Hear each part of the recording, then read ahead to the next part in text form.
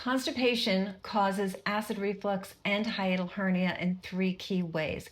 One is straining. Second is the slower motility or slower motion in your gut. And next is gas and bloating from the fermentation of undigested food. So let's jump into all of these. And by the way, are you constipated and you don't know it? There's a good question, because a lot of people are. So the definition, optimally, the definition of a normal bowel movement is that you move your bowels 1 to 3 times a day. It's easy to pass, it's formed, it's soft, and you have a feeling of what's called complete evacuation when you're done, meaning you feel like everything that needed to come out did, not that feeling of like, oh, I still feel like there's more, stuck in there.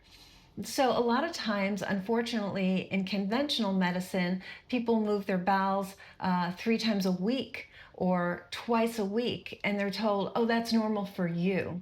It's not normal for you. We've had patients move their bowels once a week, once every 2 weeks, and they all normalized to 1 to 3 times a day when we fixed the reason why, and we got to the root cause.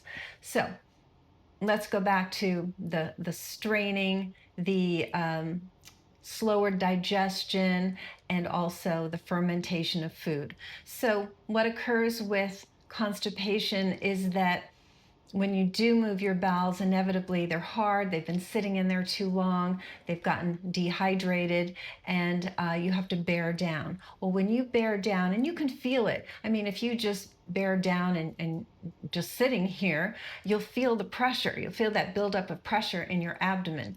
Now your stomach feels that pressure as well. So the stomach gets compressed, and when it compresses, it has to go up. So as your stomach compresses and gets pulled up, its contents, acid, go up into your esophagus. That's called acid reflux.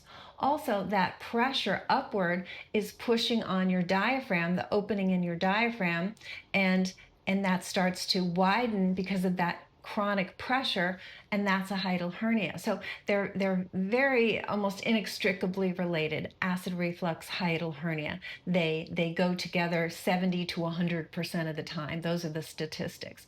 So number one, we have straining. Then the facts are that your colon should be moving 1 to 3 times a day, as I said, and maybe yours is moving every other day or 3 times a week. With that slowed motion down below in the colon, you're also getting slower motion in your small intestine and stomach. So all of that slowdown is also creating increased pressure. And again, you can feel it when you're really constipated. I've had patients say, I feel full up to here. And it's just all that pressure. And that pressure causes the issue with the stomach and creating acid reflux and hiatal hernia, as I just mentioned. The other thing that happens due to the slow motion is that food is just sitting there too long, and it starts to ferment. And just like anything that ferments, it makes gas, and that gas is felt by you as a bloat, and that air pressure, again, is creating a lot of pressure in your abdomen, and the same mechanism occurs. So the mechanism is the same, which is the pressure on the stomach, the upward pressure on the diaphragm, creating the acid reflux, creating the hiatal hernia. It's just coming about from 3 different areas. The percentage is that it's estimated 20% of people suffer from constipation, but the feeling is that's way underreported, considering when a lot of people go to their doctors, they're told, you're not constipated, that's normal for you, and it's not. So the 20% is most likely a lot higher.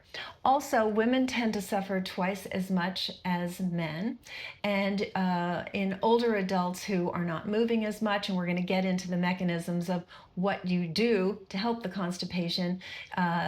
Older adults, they're on medications that can cause constipation, they're not moving as much a lot of the time, so 33% is reported in older adults. Again, it's likely a lot higher.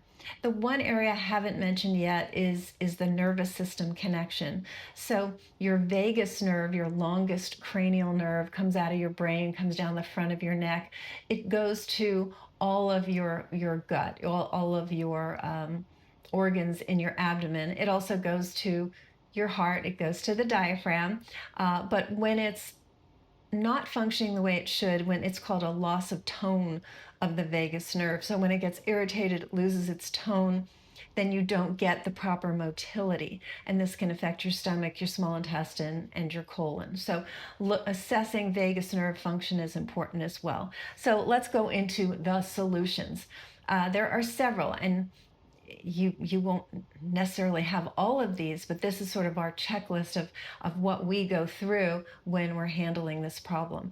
And it's not just about the discomfort, it's so much about function and the fact that bad organisms, when everything slows down, the bad organisms reproduce. You get more inflamed. When you're more inflamed, you're more likely to get not just obesity, but diabetes and heart disease and dementia and autoimmune disease and cancer. The list is long, and constipation can absolutely be at the root of it. So let's not underestimate the importance of handling constipation if you have it. And now, by definition, you know if you fall into that category or not. So food sensitivities is something we absolutely look for, because you can be reacting to a food and that can cause constipation because it's an irritant to your system. 90+% of Americans do not get enough fiber. So you want to start with increasing your soluble fiber found in chia seeds, flax seeds, and psyllium husk. The soluble is much more gentle. The insoluble in salads and certain vegetables, those can be kind of harsh. And if you're already constipated, that can actually make you feel worse. So start low and slow, but start with the soluble.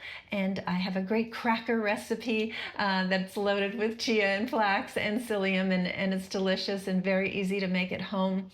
And so it's a soluble fiber cracker that's enjoyable and crispy and all of that. But get that soluble fiber in, because you're in very good company if you're deficient. Women need about 22 to 25 grams, men closer to 30 grams, and we fall dismally short of that. And that soluble fiber really helps the bowels move. Magnesium citrate, there's a lot of different types of magnesium. The magnesium citrate tends to go to the bowel. Other magnesiums do relaxation or go to the brain and don't affect the bowel. So the magnesium citrate is a good one to try and see how you do it to tolerance. Hydration is key. Again, it's another area that Americans are very poor at. We're not very hydrated. We don't drink enough water. A lot of people hate water. I definitely recommend adding electrolytes to that. And it tastes better, and it also will hydrate your cells better, because a lot of times if you don't have the right electrolyte balance, you're drinking water and it's just kind of going right through you. And then I hear patients complain, well, I'm living in the bathroom, great, I've got other things to do in my day. And so when we add the electrolytes, because they're actually being driven into the cell, we don't have that constant bathroom breaks. But if you're somebody who really has been dehydrated, yes, you will go to the bathroom more. That's okay. But you're not supposed to live in the bathroom. Okay, I mentioned exercise earlier. Movement is key. If you want movement of your bowel, you need to move your body. So a combination of resistance training, very, very important, building muscle, and also stretching, aerobic. You want a nice combination. Next is where you need the help of a clinician, because you want to address any dysbiosis. All that means is that you've got more bad bacteria in your colon than good bacteria, which is the result of constipation, because the bad guys are happily hanging out and not being excreted, and they multiply, and you get more of the inflammation that we talked about. So meeting with a clinician who can naturally handle the dysbiosis, doing a test on your gut microbiome. That's the 60 to 100 trillion organisms in your colon, and assessing that and then naturally treating that, and they should really know what they're doing. Last but not least, there's a couple more things. There's the vagus nerve, as I mentioned. There's certain exercises you can do at home to sort of tone your vagus nerve. You want someone who can help you assess whether your vagus nerve needs toning or not? And then, do you have small intestinal bacterial overgrowth? Again, a very common result of being constipated is you get all that the reproduction of bad bacteria that then make their way up into your small intestine. Now you get a lot of gas and bloat and intolerance to food, and that's the cause. And it's more of an effect. It's a long-term, it's a cause of symptoms, but it's a long-term effect of having all these things I just mentioned. And then also check your thyroid. If you're hypothyroid, constipation can be a result of that. But you really want somebody who can assess all of that. Obviously, we're here to help, but I hope you found this helpful. Don't ignore constipation. Definitely get it. So, and not just that you're taking something and that makes your bowels move and then you forget about it. This needs to be every day, 1 to 3 times a day, that you get these regular bowel movements, and your overall health will improve dramatically, and your acid reflux and either contributing to worsening or getting a hiatal hernia, that won't be on the table either, which is exactly what we want for you. So I hope you enjoyed this. I hope you learned something. If you did, give it a thumbs up. Consider subscribing to the channel. We're trying to increase our subscribers so that more people can hear about this information and be exposed to health data that they can use to better their lives and really understand how their body works, and not just be given a drug to mask symptoms. We want to really heal you from the inside out, and enjoy your wonderful health as a result. Okay, we'll talk soon.